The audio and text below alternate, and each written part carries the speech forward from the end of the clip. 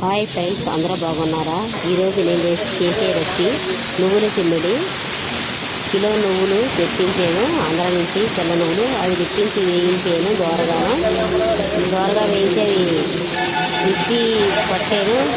మురుగుగాను పెట్టి దానికి కిలోన్నర బెల్లాన్ని వీళ్ళు మిక్సీ మురుగుగా పెట్టిన తర్వాత దోరగా వేగే కదా, మురుగుగా మిక్సీ పెట్టిన తర్వాత కిలోన్నర బెల్లంని ఇవిని మాకు చిన్న రోలు ఉంది. ఆంధ్రాలో అయితే పెద్ద రోళ్ళు ఉంటాయి. చిన్న రవ్వ కిలోన్నర బెల్లం 6 ముక్కలు ఉన్నవి వచ్చేసి తిమ్మిడి గుమ్ముతున్నాను. చూడండి, అది ఎలాగంటే ఆయిల్ వచ్చే వరకు ఉంచుకుంటే పిల్లలకి ఎంతో బలం. సున్నుండ్ల కంటే నువ్వుల చిమ్మిడి ఇంకా బలం అమ్మ. ట్రై చేయండి, కంపల్సరీ వస్తుంది. నాకు ఉదయం వాటిల పని గురించి నాకు ఉదయం చేయడానికి ఉండదు, అందుకే నైట్ చేస్తాను. నేను ఏ పని చేసినాను.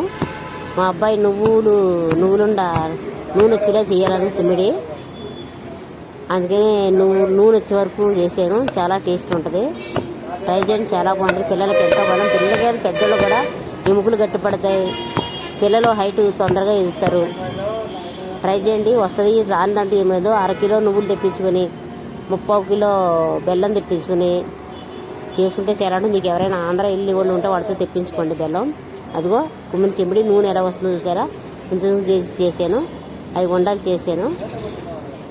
నువ్వులుండలు అంటే ఏదా కదమ్మా, వేరే వంటే బెల్లం వేసి పాకమెట్టి పట్టాలా. ఇది నువ్వుల చిమ్మిడి. ఇది చేసింది టేస్ట్ అంటే ఒకసారి తిన్నాను మళ్ళీ తినాలనిపించి.